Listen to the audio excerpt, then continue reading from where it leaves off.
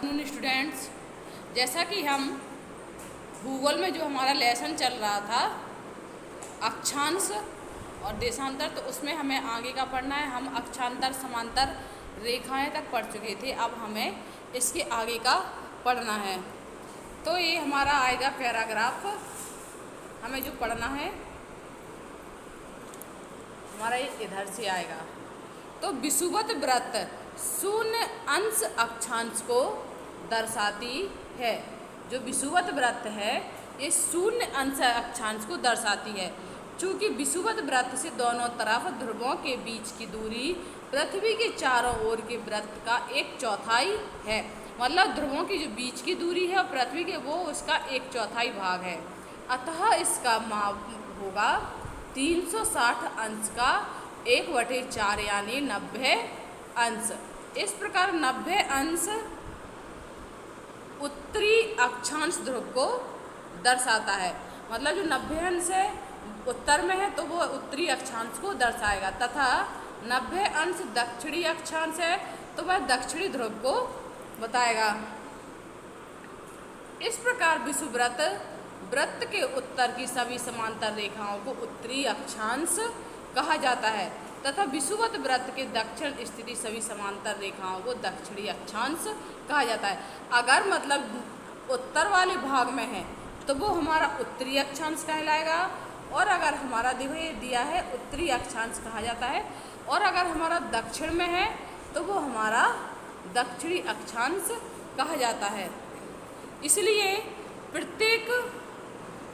प्रत्येक अक्षांश के मान के साथ उसकी दिशा यानी उत्तर या दक्षिण को भी लिखा जाता है। मतलब उसके जो प्रत्येक अक्षांश का जो मान है उसे उत्तर या दक्षिण मतलब उसकी दिशा निर्धारित की जाती है। अतः इसे ऊ का मतलब उत्तर और दा का मतलब दक्षिण से व्यक्त किया जाता है।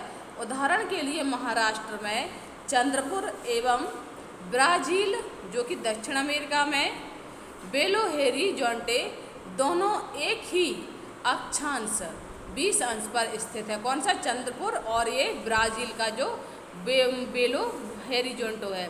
लेकिन चंद्रपुर विषुवत वृत्त के 20 अंश उत्तर में, मतलब जो चंद्रपुर विषुवत वृत्त के 20 अंश उत्तर में एवं बेलो होरिज़ोंटे विषुवत वृत्त के 20 अंश दक्षिण में है।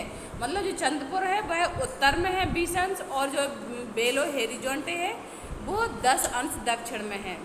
इसलिए हम कह सकते हैं कि चंद्रपुर 20 डिग्री उत्तरी अक्षांश पर तथा बेलो होरिज़ोंटे दक्षिणी 20 डिग्री दक्षिण अक्षांश पर स्थित है। चित्र में देखो, ये हम आपको बताते हैं।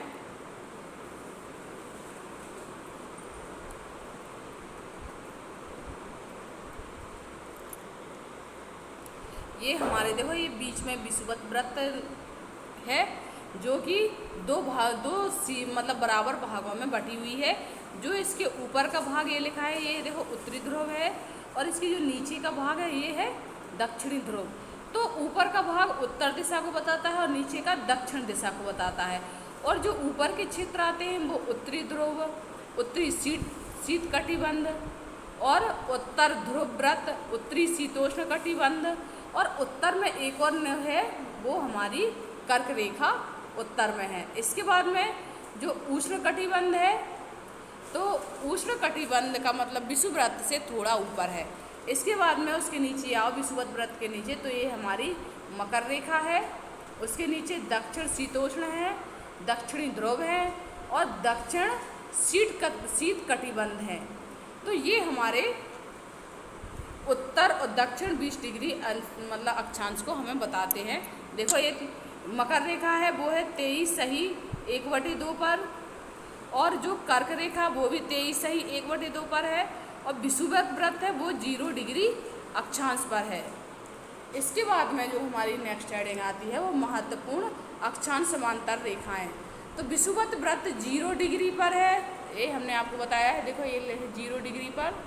उत्तर ध्रुव है ये है 90 डिग्री पर, दक्षिण ध्रुव है ये भी 90 डिग्री पर, के अतिरिक्त 4 महत्वपूर्ण अक्षांश समांतर रेखाएं और भी हैं, मतलब इसके अलावा 4 महत्वपूर्ण समांतर रेखाएं और भी हैं।